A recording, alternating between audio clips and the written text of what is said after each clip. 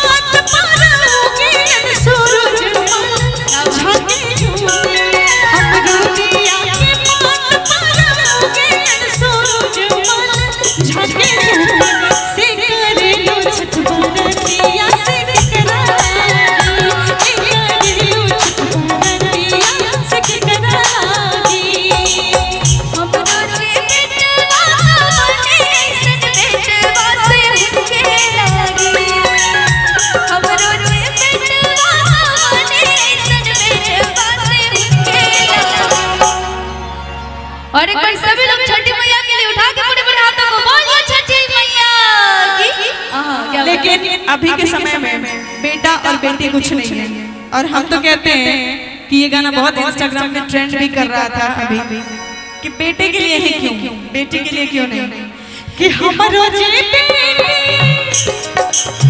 हमरो जे बेटी